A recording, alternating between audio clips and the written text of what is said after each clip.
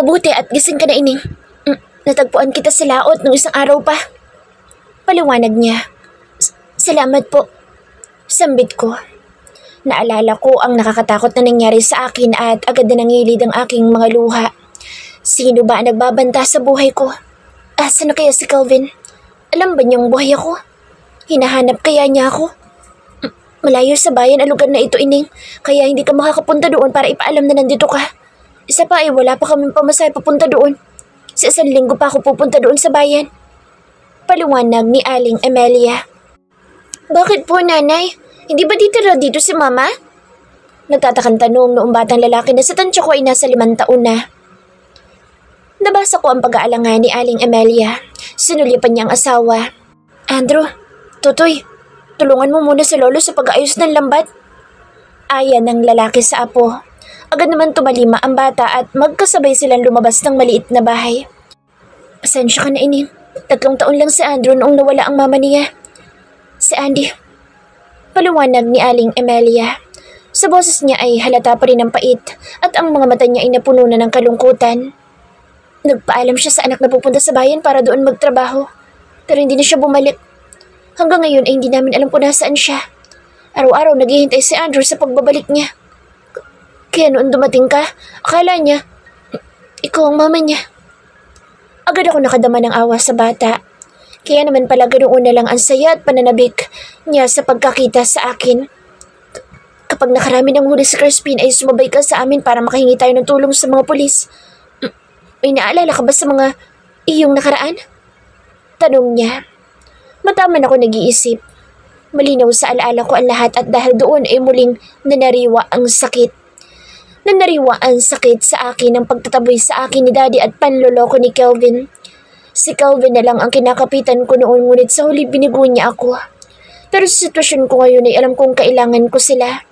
Hindi ako pwedeng manatili dito dahil madami pa akong pangarap. Opo, mahinang pag-amin ko. Napatango si Aling Emelia. May pakiramdam ako na lungkot siya sa sinabi kong naaalala ko ang aking nakaraan. Sige, ine. Sa susunod na linggo ay sumama ka sa amin para makabalik kasi yung pamilya. Kaya lang depende pa sa magiging huli ni Crispin. Lumipas ang mga araw at muli ko nabawi ang lakas sa pag-aalaga ng mag-asawa. Napakabait ng mag-asawa na itinuturing akong anak. Marahil ay dahil sa nakikita nila sa akin ang anak nilang si Andy. Nang makalakad na ako at makalabas ako ng bahay ay mas lalo kong napagtanto na malayo nga ang lugar na kinatitirikan ng bahay nila. Nag-iisa ito na nasa tabing dagat pa. May mga pagkakataon na inaabot ng tubig dagat ang parting kusina. Payak ang pamumuhay dito. Walang kuryente, walang magagarang kagamitan. Sa ilang araw na nandito ako ay natutunan ko magluto na kahoy ang gamit na gatong, maglinis ng isda, maglaba gamit ang mga kamay at marami pang iba. Labis din akong napalapit kay Andrew na nakasanayan na akong tawagin na mama. Kitang-kita ko sa mga mata niya ang saya habang kasama ako. Siya din ang katabi ko maging sa pagtulog. Nagpapaalam ako sa kanya dahil bukas ay patungo na kami sa bayan. Nakapanood ako sa kanya, nakasama ko sa tabing dagat. Hindi ko may paliwanag ang mumunting kirot sa puso sa tuwing titingnan ko siya. Pupunta po kayo ni nanay sa bayan, mama? Tanong niya. Ang atensyon niya ay nakatuon sa mga pinupulot niyang bato. Oo. Tipid na sagot ko. Pwede ko sumama? Tanong niya ulit. Hindi kasi pwede. May ibang lakad si mama at nanay. Sige mama, pero babalik ka naman, di ba?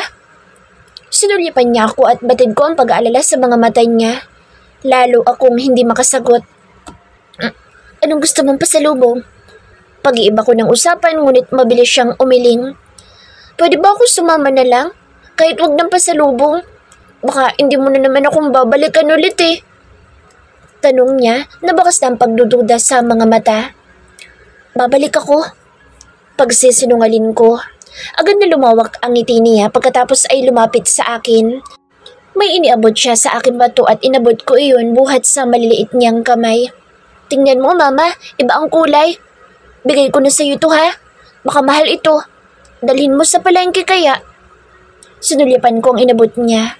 Natawa ako dahil hindi bato iyon kundi bubog na nagbago ng itsura dahil sa tagal na nasa dagat. Noong unang beses din ako nakakita ng ganito ay nakala kong kakaibang bato ito. Thank you. Dadalhin ko bukas ito. Nakangiti kong sambit. Inabot ko siya at niyakap ng mahigpit.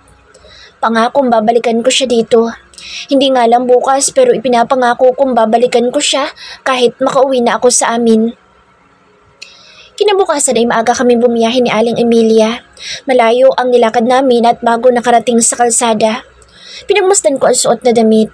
Mga lumang damit ito ng anak ni Aling Emilia na si Andy. Ano kaya sasabihin ni Calvin kapag nakita niya akong ganito? May dala din kaming timba kung saan nandoon ang mga huli ni Mang Crispin.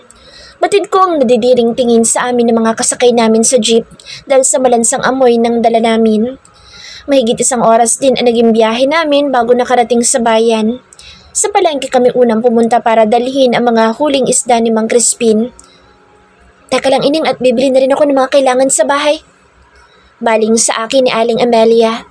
Nagbibilang siya ng perang kinita. Namimili kami nang mapadaan kami sa isang tindahan. Agad natuon ang mga mata ko sa balita sa maliit na telebisyon na nakasabit sa bandang taas ng tindahan. Kilalang-kilala ko ang mga taong ipinapakita sa screen. Si Daddy Calix at Helen. Para ako sinaksak nang makita ko din si Calvin. Sa bandang likod niya ay nakatayo si Celine. Pulo sila nakasuot ng itim at halata ang lungkot nila. Binasa ko ang balita sa telebisyon at nang gilalas ako nang mabasa ko ang pangalan ko. Malinaw na nakasulat doon ang aking pagkamatay. At ngayon ang araw ng aking libing. Paano? Sinong inilibing nila? Hindi pa ako patay. Muli pakiramdam ko'y nalikuran na nila ako. Hindi ba nila ako hinanap man lang? Hindi ko na napigilan ang paglandas ng luha sa aking pisngi. Nang muli kong sulyapan ng balita ay nakita ko ang aking asawa. Katabi lang niya si Celine at muli ay kinakain ako ng selos. Nasasaktan ako. Para sa kanila ay patay na ako. Malaya na sila. Malaya na silang mahalin ang isa't isa. Ngayon ko lubos na pagtantong ako lang naman ang nagpipilit na ipagsiksikan ng sarili sa kanila. Ako lang naman itong pumipigil para maging masaya sila. Ining tara na. Malapit lang dito ang munisipyo at istasyon ng pulis. Untag sa akin ni Aling Emilia. Napakunot ang noon niya pagkakitang umiiyak ako. Itinuon din niya ang mga mata sa telebisyon. Aling Emilia, hindi na po muna ako babalik. Pwede po bang dito na muna ako? Tanong ko. Hindi ko alam kung tama ba ang desisyon ko. Pakiramdam ko inawalan na ako ng ganang bumalik sa dating buhay at paulit-ulit na masaktan. Hahayaan ko na lang na isipin nila na patay na ako. Pagod na akong ipaglaban si Daddy, lalo na ang asawa ko. Marahil ito talaga ang kapalaran ko. Ang malayo sa kanila para magsimula ulit. Malayo sa mga taong nanakit sa akin.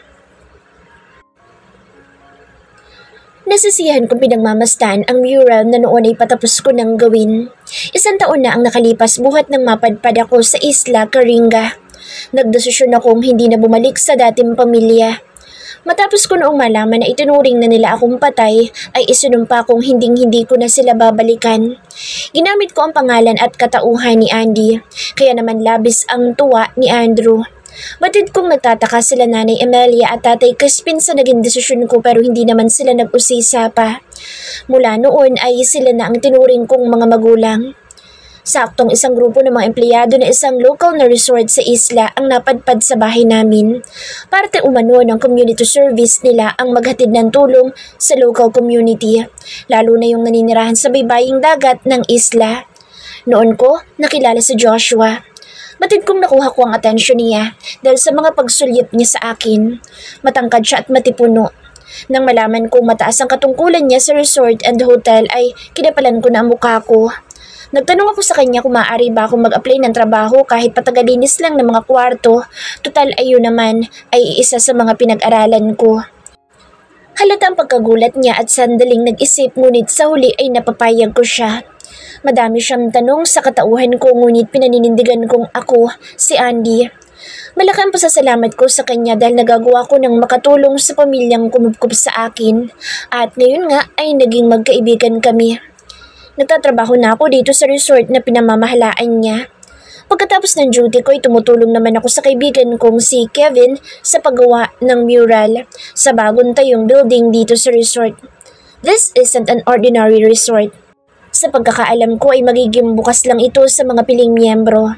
It's an exclusive club and only the wealthy can afford to become members.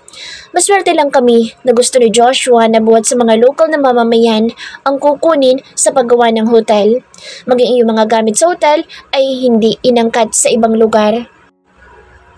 Ayos. Sa wakas ay patapos na. Bulalas ng kasama ko si Kevin na halata ang kasiyahan. May kalakihan din ang kikitain natin dito.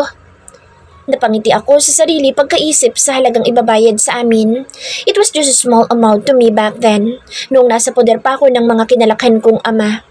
Kaagad kong ipinilig ang ulo sa naisip. Ayoko na silang maalala pa. Hindi ko na gusto bumalik sa dating buhay. Masaya na ako sa kung saan ako ngayon.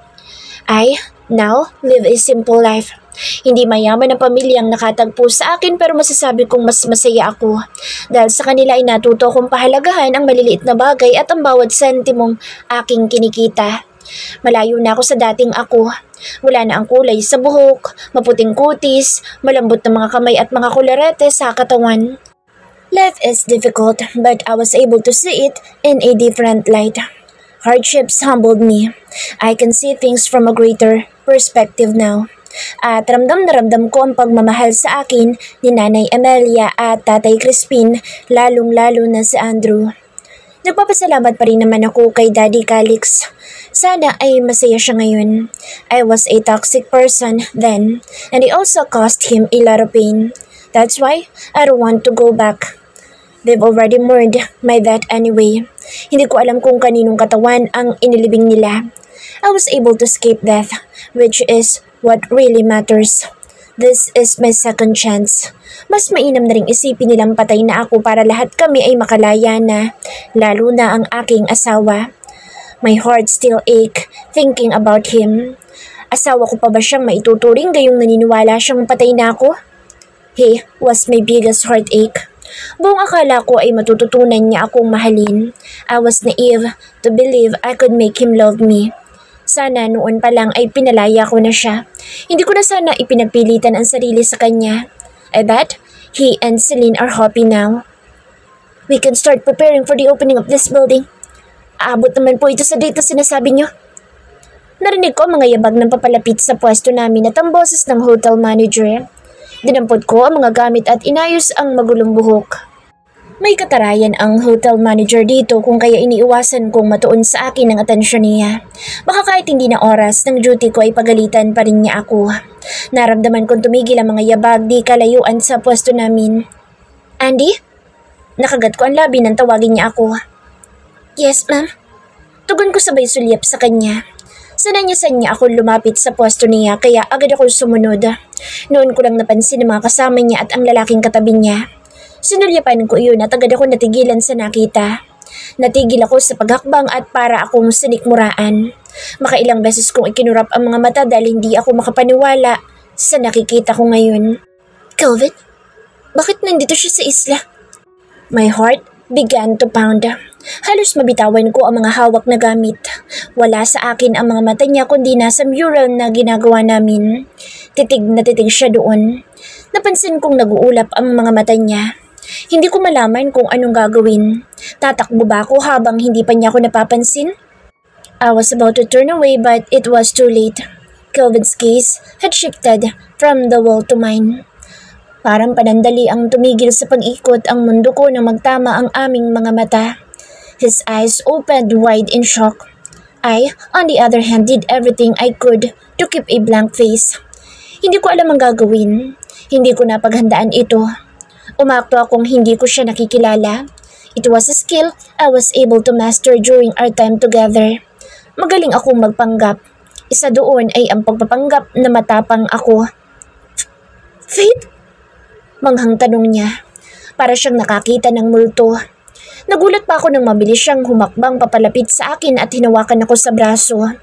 Para ako napaso nang lumapat ang kamay niya sa braso ko kaya mabilis kong binawi iyon. Tiningnan ko siya at hindi ko maunawaan ang emosyon na nakalatag sa mga mata niya. Was it longing?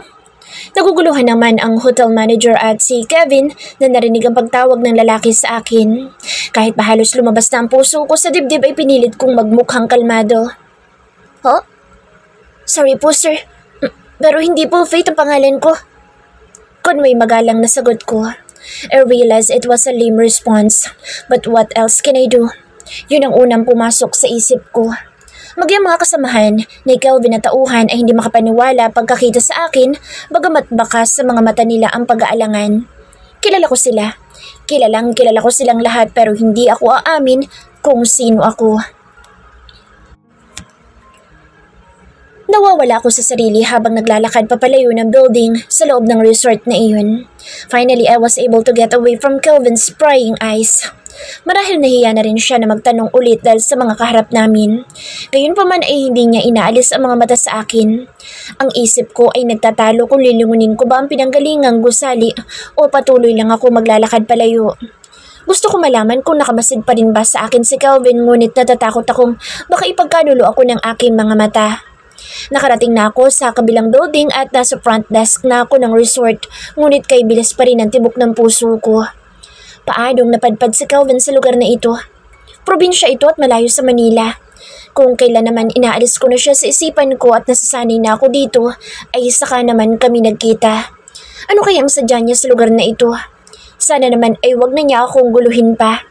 Ayoko na ng kahit na anong magpapaalala sa aking mapait na nakaraan. Wala sa sarili ako naglalakad palabas ng gusali nang mabangga ko ang lalaking kapapasok lang sa lobby ng hotel. Agad niya ako nasalo para hindi ako tuluyang matumba. Hey, Andy, ano nangyayari sa'yo? Nagtatakang tanong ni Joshua. Namumutla ka? Puna pa niya matapos akong titigan.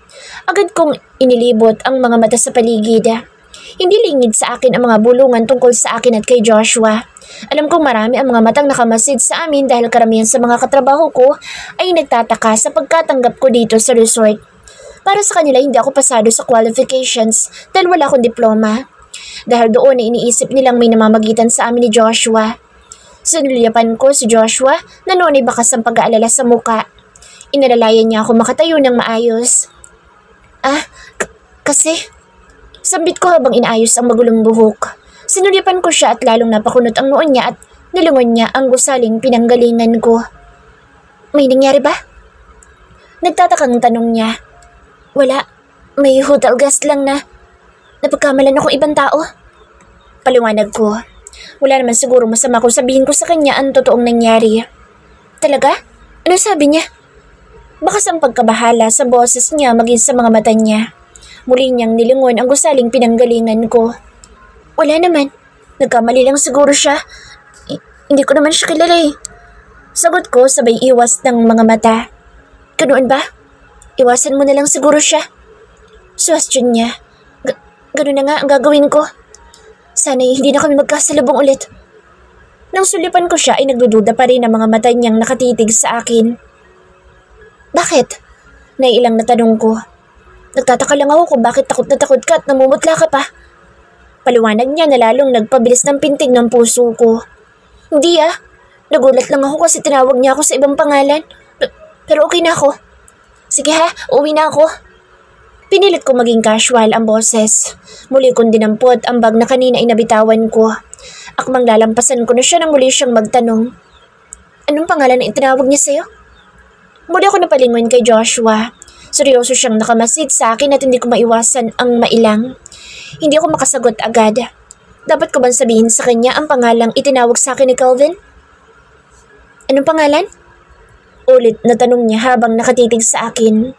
Hindi ko may paliwanag ang kakaibang naramdaman ko habang nakamasid siya sa akin. Paranoid lang siguro ako. Faith, napipilitang sagot ko. Ang pait sambitin man lang ng dati kong pangalan. Gusto ko na sana iyong ibaon sa limot. Tumango lang si Joshua saka nagpatuloy na patungo sa elevator sa kaliwang bahagi ng lobby ng hotel. Kasunod niya yung mga staff niya na narinig ang usapan namin. Hindi ko maunawaan ang expression sa mga mata niya. Wala naman sigurong dahilan para magduda siya sa akin. Nagtatakan tumalikod na lang ako at naglakad palabas ng gusali. Mas kailangan kong pagtuunan ng pansin ay kung paano iiwasan si Kelvin. Sa isang maliit na bahay lang ako tumutuloy at mag-isang namumuhay. Umalis ang dating mag-asawa na nakatira dito kung kaya pinaupahan na lang nila sa akin ang bahay. Maliit lang ito at may isang kwarto kung kaya mura lang din ang renta ko. Bukas ay paparating si Nanay Emilia at Andrew dito para bisitahin ako. Naipangako ko sa bata na ipapasyal ko siya. Pinag-isipan ko na rin ang pagpapaaral sa kanya sa darating na taon dahil alam kong nahuli na siya sa eskwela. Nitong nakaraan nga pinapaasikaso ko ang mga dokumento niya. Hindi pa lang namin lubos na napag-uusapan nila nanay ang magiging setup dahil ayaw naman nilang tumira dito sa bayan. Sa tingin ko ay kaya ko naman pagsabayin ang pag-aasikaso kay Andrew at pagtatrabaho. Sumapit ang gabi ngunit hindi ako dalawin ng antok. Ang isip ko ay bumabalik kay Kelvin. Hindi pa rin ako makapaniwala na nakaharap ko siya kanina. Gusto kong isipin na masamang panaginip lang ang pagdating niya. Bakit kailangan pa namin magtagpo ulit? Puno ng katanungan ang aking isipan at hindi ko na namalayan kung anong oras ako nakatulog. Kinabukasan ay maagang aking pasok sa resort. Kabado ako sa bawat lugar at kwarto na nililinisan. Nalaman ko na dito si Kelvin tumutuloy. Ipinareserve daw niya ang pinakamalaking hall dito para sa gaganapin umanong public consultation ng proyektong itatayo nila dito sa isla. Mukhang mas lalong naging matagumpay ang negosyo nila at maging dito sa isla ay may proyekto sila. Dalangin ko lang na sana ay huwag nang mag-cruise ang landas namin dito. Mukhang dininig naman ang panalangin ko nang matapos ang maghapong duty ko nang hindi ko siya namamataan. Andy, tingnan mo nga yung racket natin. Hindi kita masasamahan at madami ako lulutuin ngayon eh. Bilin sa akin ni Kevin. Sa kusina siya nakatoka at nataon na maraming tao ngayon dito sa resort. Sige, silipin ko lang doon. Sagot ko. Nagpalit muna ako ng damit at naglakad patungo sa kabilang gusali na ginagawa pa. May kalayuan iyon sa mismong hotel. Event hall lang talaga iyon na may 5 kwarto lang para sa mga rumerenta. Bagong gawa ang gusali na noon ay may mga trabahador pa na nagpipintura sa ikalawang palapag. Hindi ko maunawaan kung bakit sinabi noong hotel manager na aabot daw ang gusali sa date na gusto ni Kelvin rentahan ito. Pagpasok ko sa loob ng gusali ay bumungad agad ang mural. Saka ko lang napagtantong kahawig ito nung ipininta ko dati at dinala sa apartment namin ni Kelvin. Marahil, kaya nakuha nitong atensyon ni Kelvin kahapon. Naalala ko kung paano niya ito tinitigan. Naalala din kaya niya ang painting ko? Napabuntong hininga ko sa naisip. Baka nga itinapon na niya lahat ng mga gamit ko. Faith! Agad ako napalingon pagkarinig sa pangalan ko. Napanganga ako at napatuwid ng tayo pagkakita sa lalaking tumawag sa akin. Si Kelvin. Si Kelvin iyon na nakatayo ilang hakbang lang mula sa pwesto ko. Nakapamulsa siya habang ang mga mata ay masusing nakamasid sa akin. Kanina pa ba siya? Kanina pa ba niya ako pinagmamasdan? Parang tinatambol ang puso ko ngayon na kamilang dalawa dito. Mas lalo pang nadagdagan ng kaba ko nang humakbang siya papalapit sa akin. Gustuin ko man tumakbo palayo ngunit pinigil ko ang sarili. Mas lalo lang siyang magdududa kung iiwas ako sa kanya. Okay, so you're still used to being called Faith. Where did you get the name Andy? Anya, titig na titig siya sa mukha ko kung kaya labis akong naiilang. Excuse me po sir. Hindi ko alam sinasabi mo. Lakas loob na sagot ko. Natigilan siya. Hindi siya umimik at ilang minuto lang na tinitigan ako. Nananansya ang tingin niya. Lalo ko naaasawa sa mga mata niyang hindi inaalis sa akin. Naglalaro iyon sa aking muka at bumaba sa aking katawan. Miss, you are my wife. Pagkway sambit niya. Para bang sigurado siya sa sinasabi. Natigilan ako sa sinabi niya. I'm not sure how to respond at first. Tumikim ako saka nagsalita. Ano po ba sinasabi mo? Baliw ka ba? Ni hindi nga kita kilala. Hindi akong asawa mo. Malakas na ani ko. Pilit kong itinago ang kaba. Ngayong magkaharap kami ay nalulusaw na naman lahat ng tapang ko. Dapat ay galit ako sa kanya ngunit ngayon ay ramdam ko ang panginginig ng mga tuhod. Hindi ako pwede magkamali. Alam kong ikaw ang asawa ko. Mas madiin niyang sambit. Nawala siya sa dagat sa pagitan ng mga isla dito. Pakinggan mo sana ako. I have her photo here. Anya sabay kuha sa cellphone. I noticed my picture on his cellphone screen background. Maang na napatingin ako sa kanya na noon ay nakikiusap ang mga mata. Why? Bakit ba siya nagkakaganito? Hindi ba mas pabor sa kanya kung magkunwari na lang siyang hindi niya ako nakita? Mas magiging maayos sila ni Celine. Iniabot niya sa akin ang cellphone pero hindi ko yun tinanggap. Muli ay naguguluhan na naman ako. Pwede po ba lumayo ka sa akin? Wala akong pakalam sa nangyari sa asawa mo. Nagtatrabaho po ako dito. Huwag mo akong abalahin. Mataray na pagtataboy ko sa kanya. Ganoon na lang ang gulat ko na bigla niya akong hinila at hinawakan sa kamay. Muli ay pamilyar na pakiramdam ng kamay niya ang naramdaman ko sa aking balat. Napigilan ko ang paghinga dahil doon. Hindi ako maaaring magkamali. Ikaw ang asawa ko. I can recognize every single detail of your face. Please listen to me. Hindi ikaw ang Andy na inaakala mo. Hey, mister! Please, don't bother my employee. Boses ng lalaki ang nakapagpatigil kay Kelvin. Nilingon niya ang pinagmula noon. Namataan ko si Joshua na kadarating lang din sa gusali at seryosong nakamasid sa amin. Noon ako nagkaroon ng pagkakataon na bawiin ang kamay buhat sa pagkakahawak ni Kelvin. Agad ako lumapit kay Joshua at humawak sa braso niya para sa suporta dahil ramdam ko na kung ano man sandali ibibigay na ang tuhod ko. Tumipitik din ang ulo ko sa sakit. Hindi ko pala kaya. Hindi ko alam kung mapapanindigan ko pa ang pagkukunwaring ito. Pinagmasdan ko si Kelvin na nagdilim ang muka. Sinurya pa niya ang kamay kong nakakapit sa braso ni Joshua at nagsigalawan ang kanyang panga sa galit. Nang matuon sa akin ang mga mata niya ay dumaan naman doon ang lungkot at sakit. Hindi ko maunawaan ang kinikilos niya. Sana lang ay umalis na lang siya. Sa pagpapakita niya ay muli lang niyang sinasariwa ang mga sugat na hindi ko patuluyang napapaghilom. Lahat ng sakit, takot at sama ng loob ay muling bumabalik sa akin. Hindi ako dapat na magpadala sa nakikita kong emosyon niya. Niloko na niya ako noon at hindi na ako magpapalokong muli. Hindi ako mapakali sa kakaibang tensyon na bumalot sa amin tatlo. Nagsusukatan ng tinginan sina Kelvin at Joshua. Hindi ko matagalan ang sitwasyon. I gently pulled Joshua by the arm, breaking the scary stare down between the two. Uuwi na ako. Mahinang aya ko sa kanya ngunit tiningnan lang niya ako pagkatapos ay muling binalingan si Kelvin. Stop bothering my stuff, Mr. Alfiras. Nakakagulat na kilala pala niya si Kelvin. Dumako ang mga mata ko kay Kelvin at napagtanto kong sa akin na muli siya nakatingin. I just need to confirm something. I just want to talk to her. Walang anumang paliwanag niya. Para bang hindi siya apektado sa presensya ni Joshua. Nakatitig pa rin siya sa akin kung kaya ako na ang umiwas ng tingin. Being a guest here does not give you the right to bother my stuff. I can throw you out of here. Pagbabanta ni Joshua sa kanya. I just need to talk to her. Magmamatigas ni Kelvin habang nakatingin sa akin. Kapag ipinilit mo pa ang gusto mo, mapipilitan akong paalisin ka dito. Walang reaksyon si Kelvin at ni hindi malang siya nabahala sa sinabi ni Joshua. Mister, I have no business with... Ano sabi mo? I run this resort and I will not tolerate guests harassing my employee. Galit na sigaw na ni Joshua. Mukhang hindi niya nagustuhan ang sinabi ni Kelvin ngunit tila hindi apektado ang lalaki. I have no intention of harassing her. I just want to talk to her calmly. It's past her duty. She said, you've been bothering her since yesterday. Muling putol ni Joshua sa sinasabi niya.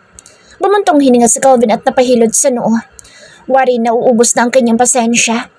Alam kong pinipilit na lang niyang maging kalmado. Buhat kay Joshua ay muling natuon sa akin ang mga mata niya. Miss, please, kausapin mo ko. What happened to you? Hindi mo ba ako nakikilala? Nakikiusap ang mga mata niya. Hindi ko naman magawang magsalita. Ang dapat ay tumanggi ako at ipagtabuyan siya pero hindi ko magawa. Hindi siya si Faith. Si Joshua ang sumagot.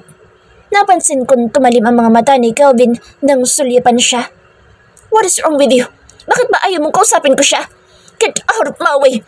I need to talk to my wife. Asik ni Kelvin sa kanya. Tuluyan ang kumawala ang galit niya. Ang mga hablutin niya ako ngunit mabilis na naiharang ni Joshua ang katawan. Wife? Si Andy? Baliw ka na. Kadarating mo lang dito sa lugar namin pagkatapos ay sasabihin mo asawa mo siya. You have no idea what I went through. Yes, I'm crazy. Being called insane is nothing new to me. Ganting sagot niya kay Joshua. My family thinks I'm crazy because I've been to every fucking island in this place in the hopes of finding my wife. At ngayong nakahanap ako ng konting pag-asa, hindi ako papayag na isang tulad mo lang pipigil sa akin. Nanlaki ang mga mata ko sa narinig. Hinahanap niya ako? Imposible. Kitang-kita ko noon sa balita. Nandoon siya sa araw ng libing ko. At nasundan pa iyon ng mga balita sa dyaryo at maging sa internet. The news tells everyone that I have already died. Bakit hinahanapan niya ako gayong nandoon siya noong araw na inilibing nila ang katawan ko umano? Nagsasabi ba siya ng totoo? Napatitig ako kay Kelvin. It's terrible that even now, my heart races whenever I see him. He can't stand that he still has the same effect on me as before. Labas na kami sa pinagdadaanan mo. Hindi pa rin tama na pilitin mong kausapin ka ni Andy kung ayaw niya. Siguro may ginawa kang kagaguhan kaya kainiwan ang asawa mo. Hindi namin kasalanan na iniwan ka niya at pinagtatago. Ganoon na lang ang gulat ko nang hilahin ni Kelvin si Joshua at kinuwelyuhan. Ang mga mata niya ay nag-aapoy sa galit. What did you say? Mahina at puno ng pagbabantang tanong niya. Nagsimula ako manginig sa takot. Hindi naman natinag si Joshua. Sa tingin ko ay wala siyang planong umurong. Magkasintaas sila at halos magkasing katawan din. Malakas niyang itinulak si Kelvin. Tiningnan ko si Joshua at lalo ko nabalot ng takot pagkakita sa nag-aapoy niyang mga mata. Halata ang matinding galit niya sa kaharap. Sa ilang buwan na nakilala ko siya, hindi ko pa siya nakitang magalit ng ganoon. He has always been so calm. Kaya nakapagtataka ang galit na ipinapakita niya ngayon kay Kelvin. Natatakot ako sa maaaring mangyari kung kaya mabilis akong kumilos at pilit na gumitna sa kanila.